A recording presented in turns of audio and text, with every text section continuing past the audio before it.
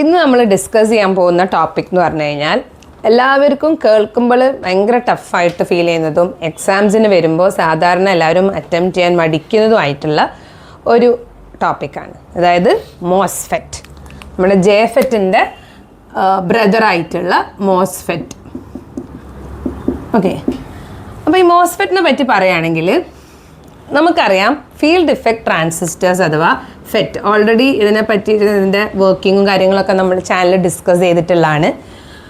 ഈ ഫെറ്റ് രണ്ട് ടൈപ്പാണ് ഉള്ളത്. ഒന്ന് ജംഗ്ഷൻ ഫീൽഡ് ഇഫക്റ്റ് ട്രാൻസിസ്റ്റർ അഥവാ ജെഫെറ്റ്, വേറൊന്ന് മോസ്ഫെറ്റ്. ഈ മോസ്ഫെറ്റിനെ തന്നെ നമ്മൾ IGFET എന്നും വിളിക്കും, ഇൻസുലേറ്റഡ് ഗേറ്റ് ഫെറ്റ് എന്നും വിളിക്കും. എന്തുകൊണ്ടാണെന്നുള്ളതൊക്കെ വിശദമായിട്ട് പറഞ്ഞുതരാം. അപ്പോൾ ഈ മോസ്ഫെറ്റിന് ഈ പേര് വരാനുള്ള കാരണം ഫസ്റ്റ് തിങ് എന്താണ്, ഇത് FETൻ്റെ കാറ്റഗറിയിൽ വരുന്നതാണ്, അതിൻ്റെ ഫാമിലിയിൽ പെടുന്നതാണ്. രണ്ടാമത്തത് സെമി കണ്ടക്ടറാണ്. എസിൻ്റെ അർത്ഥം സെമി കണ്ടക്ടർ എന്ന് പറഞ്ഞു കഴിഞ്ഞാൽ ഇതിൻ്റെ ബേസ് നമ്മൾ P ടൈപ്പ് അല്ലെങ്കിൽ N ടൈപ്പ് സെമി കണ്ടക്ടർ വെച്ചിട്ടാണ് ഇത് ഉണ്ടാക്കുന്നത്. ഓക്കെ, പിന്നെ ഓക്സൈഡ് എന്ന് പറയാൻ കാരണം ഇതിലൊരു SiO2 ലെയർ ഉണ്ട് ഇൻസുലേഷന് വേണ്ടിയിട്ട്, അതുകൊണ്ടാണ് ഓക്സൈഡ്. പിന്നെ ആദ്യത്തെ ടേം എന്താണ്, മെറ്റൽ കോണ്ടാക്ട്സ് ആണ് യൂസ് ചെയ്യുന്നത്. ഇപ്പോൾ പേര് വന്നത് മനസ്സിലായില്ലേ, metal oxide semi conductor field effect transistor അഥവാ മോസ്ഫെറ്റ്. അപ്പോൾ മോസ്ഫെറ്റിനെ ഇൻസുലേറ്റഡ് ഗേറ്റ് FET എന്നും വിളിക്കും. അപ്പോൾ എന്തുകൊണ്ടാണ് അങ്ങനെ വിളിക്കുന്നതെന്ന് വെച്ച് കഴിഞ്ഞാൽ ഇതിൻ്റെ ഗേറ്റ് ടെർമിനൽ ഇൻസുലേറ്റഡ് ആണ്. അത് മനസ്സിലാക്കാൻ വേണ്ടിയിട്ട് നമുക്ക് ആദ്യം സിമ്പൽ വെച്ചിട്ട് നോക്കാം. അപ്പോൾ ഒരു ജെഫെറ്റിൻ്റെ സിമ്പൽ നമുക്കറിയാം, അതായത് ഇങ്ങനെയാണ് ജെഫെറ്റിൻ്റെ സിമ്പൽ ഉണ്ടാവുക.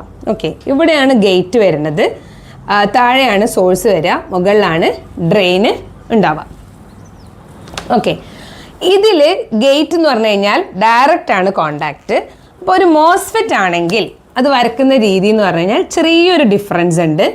ഇവിടെ ഇങ്ങനെ ഗേറ്റിനെ ഇൻസുലേറ്റ് ചെയ്ത് മാറ്റി വെച്ചിട്ടുണ്ടാവും, പിന്നെ ഇത് രണ്ടും കൂടി ജോയിൻ ചെയ്തിട്ടും ഉണ്ടാവും. ഇങ്ങോട്ടേക്കും ആരോ വരാം, അതിനനുസരിച്ച് ചാനലിൻ്റെ ഡിഫറൻസ് ആണ് വരിക. അപ്പോൾ ഇങ്ങനെയാണ് മോസ്ഫെറ്റിൻ്റെ സിമ്പൽ ഉണ്ടാവുക. അപ്പോൾ ഗേറ്റ് ഇൻസുലേറ്റഡ് ആണ്, അതുകൊണ്ടാണ് ഇതിനെ IGFET അഥവാ ഇൻസുലേറ്റഡ് ഗേറ്റ് FET എന്ന് വിളിക്കുന്നത്. ഓക്കെ, ഇനി മോസ്ഫെറ്റിൻ്റെ മോസ്ഫെറ്റിന് രണ്ട് ടൈപ്സ് ആണ് ഉള്ളത്. ഒന്ന് ഡിപ്ലീഷൻ മോസ്ഫെറ്റ് അഥവാ ഡി മോസ്ഫെറ്റ്, വേറൊന്ന് എൻഹാൻസ്മെൻറ്റ് മോസ്ഫെറ്റ് അഥവാ ഇ മോസ്ഫെറ്റ്. ഇങ്ങനെ രണ്ട് ടൈപ്സ് ആണ് മോസ്ഫെറ്റിനുള്ളത്.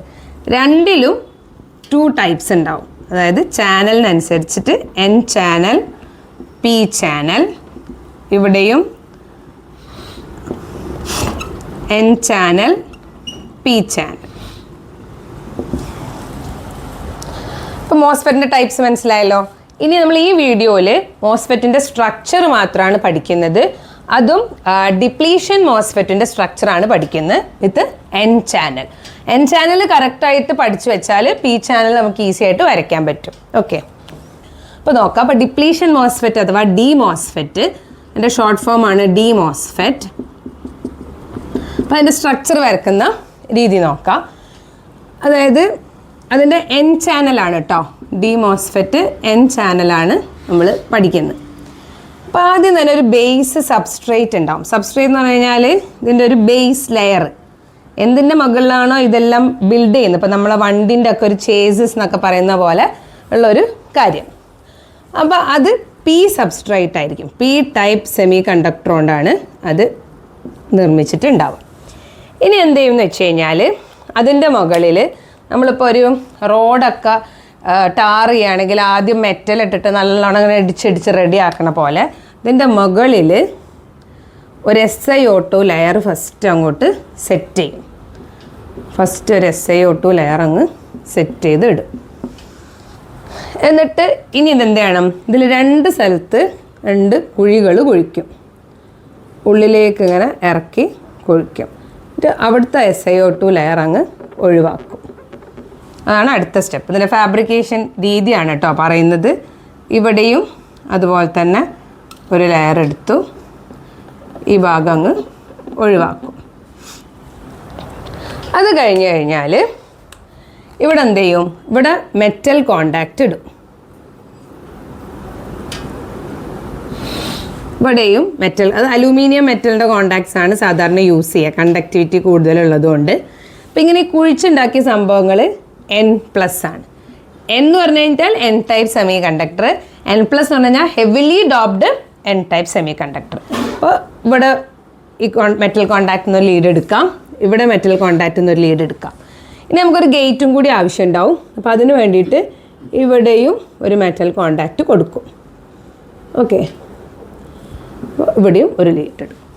Source, gate, drain, 3 ടെർമിനൽസായി. പിന്നെ ഇവിടെ ഒരു SS എന്ന് പറഞ്ഞിട്ടുള്ളൊരു ലീഡും കൂടി ഉണ്ടാവും.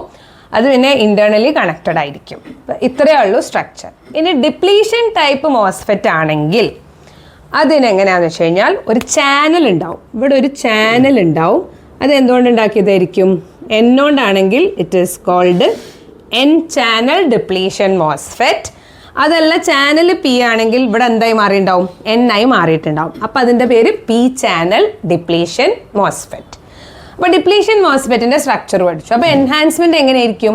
എൻഹാൻസ്മെൻറ്റിൽ പ്രത്യേകിച്ച് ഒന്നുമില്ല, അതിന് ചാനലേ ഇല്ല. അപ്പോൾ അങ്ങനെയാണ് ഡയഗ്രാം വരക്കുന്നതെങ്കിൽ അത് എന്തിൻ്റെ ഡയഗ്രാമായി മാറി?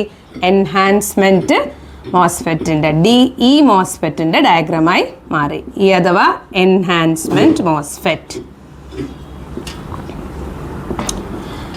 അപ്പോൾ ഇത്രയേ ഉള്ളൂ സ്ട്രക്ചറായി. ഇനി ഇതിൻ്റെ വർക്കിങ്ങും കാര്യങ്ങളും നമ്മൾ അടുത്ത വീഡിയോയിലാണ് പഠിക്കുക. അപ്പോൾ മോസ്ഫെറ്റ് എന്ന് പറയുന്നത് അത്ര പ്രയാസമുള്ളൊരു ടോപ്പിക്കൊന്നുമല്ല, വളരെ ഈസിയായി നമുക്ക് റിലേറ്റ് ചെയ്ത് പഠിച്ചാൽ ഷുവറായിട്ടും ചോദിക്കുന്ന ക്വസ്റ്റ്യനുമാണ്, മാർക്ക് സ്കോർ ചെയ്യാനും പറ്റും.